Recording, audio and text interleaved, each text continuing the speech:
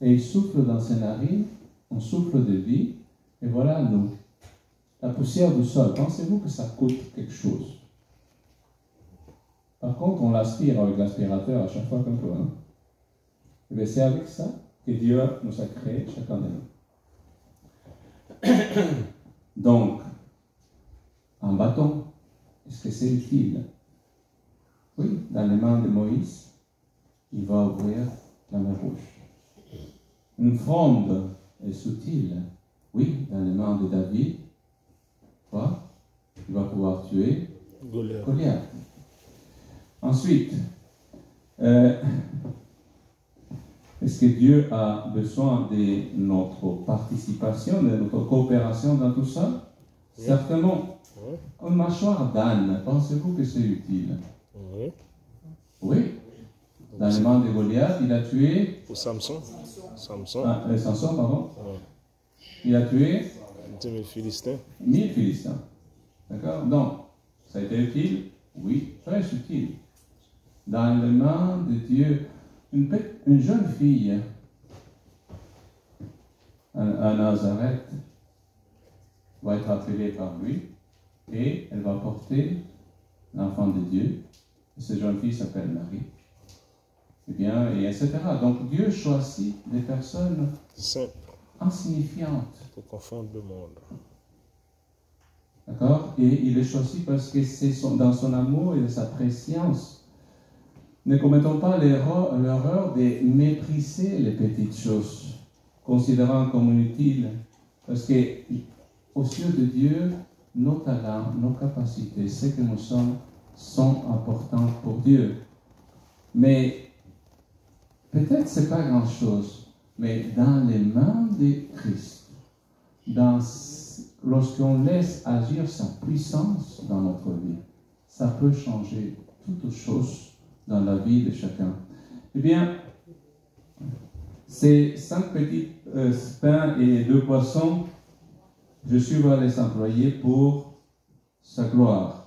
Jésus compare toujours des choses petites et assez insignifiantes au royaume des cieux. Rappelez-vous, il dit, c'est une graine de sénévé.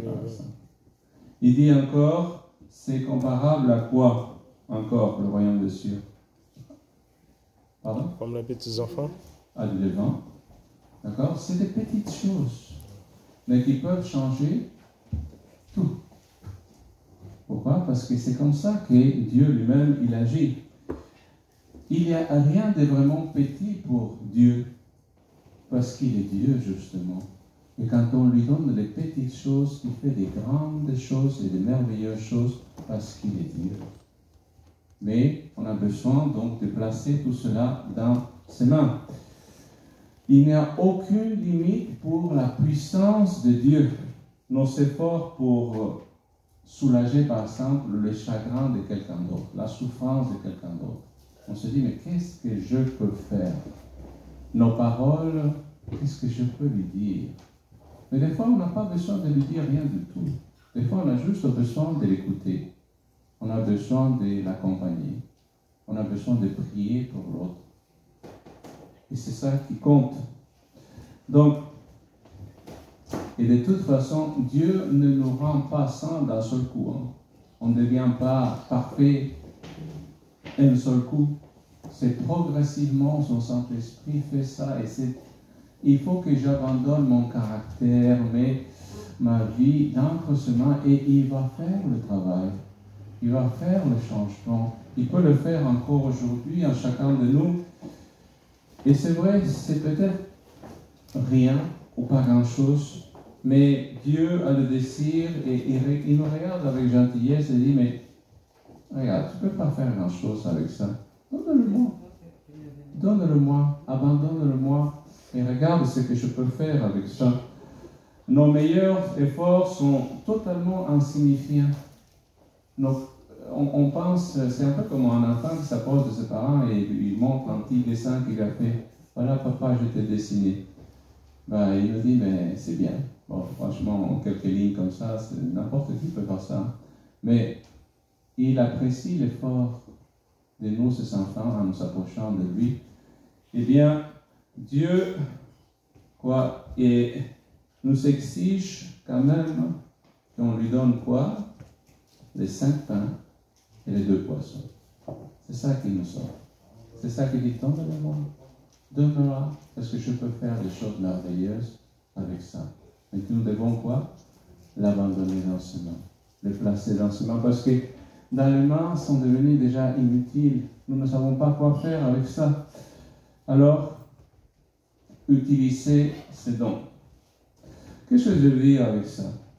Dans les paraboles, par exemple, des talents, il y en a certains qui reçoivent 5, un autre 2, et un autre reçoit 1. Il y a un qui, qu'est-ce qu'il fait? Il enterre. C'est-à-dire, il ne l'utilise pas.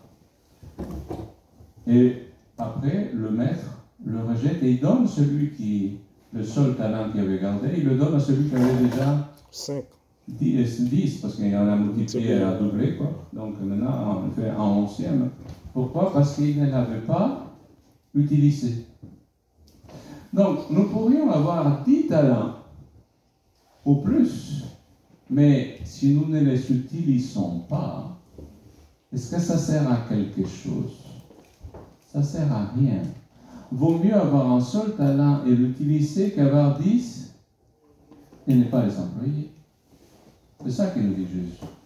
Je te donne des talents, je te donne des capacités, je te donne des choses dans tes mains, mais afin que quoi? Que tu les utilises. Afin que ce soit utilisé pour la gloire de Dieu. Quand Jésus reviendra, qu'est-ce qu'il va faire? Il va demander des comptes de ce qui nous a été donné. Et qu'est-ce que nous allons lui dire? À une occasion, une dame qu'on appelle Sainte Thérèse, elle cherchait à construire un grand orphelinat. Elle avait réussi à avoir 3 shillings. Je ne sais pas comment ça correspond les shillings à l'époque, mais ce n'était pas grand-chose. Et alors, elle est allée voir quelqu'un d'aisé et il lui dit, d'accord, oui, vous voulez faire un orphelinat, mais combien vous en avez déjà? Je dis 3 shillings. Qu'est-ce que c'est 3 shillings pour faire ce que vous voulez? Il dit, oui, peut-être ce n'est pas grand-chose, mais dans le nom de Dieu, c'est 3 shillings. Ça va faire un orphelinat et je fais confiance à Dieu. Est-ce que vous en voulez participer, etc. Et aller d'une personne à l'autre en demandant de l'aide pour construire. Donc, et cet orphelinat s'est construit plus tard. Hein. D'accord? Donc, et je cite John Wesley qui dit, faites tout le bien que vous pouvez, par tous les moyens et de toutes les manières possibles, à toutes les personnes que vous le pouvez, partout où vous le pouvez, aussi longtemps que vous le pouvez. Parce qu'on dit, peut-être, je n'ai pas grand-chose à faire, je ne sais pas faire grand-chose, mais faites du bien, Eddie. Tant que vous avez l'occasion, tant que vous le pouvez, et laissez les choses dans les mains de Dieu par la suite. La shilling, ça équivaut à 36 $ aujourd'hui. 36 $ aujourd'hui. Donc 3 fois 36, ça fait presque une centaine de dollars aujourd'hui. 3 shillings, 36 $. Ah, 36 $ 3 shillings, donc c'est pas beaucoup, non? D'accord. Donc, et je finis donc avec une prière. Notre prière devait être, que notre prière puisse être, Seigneur, me voici, utilise-moi pour ta gloire. Là où je vis, partout où tu me conduis, comme tu voudras m'utiliser. Seigneur, fais en sorte que ma vie compte au maximum pour ta gloire. Seigneur, je te prie, prends ma vie et tout ce que tu m'as confié, mes ressources, mes dons et tout le reste. Tout bon cadeau vient de ta main.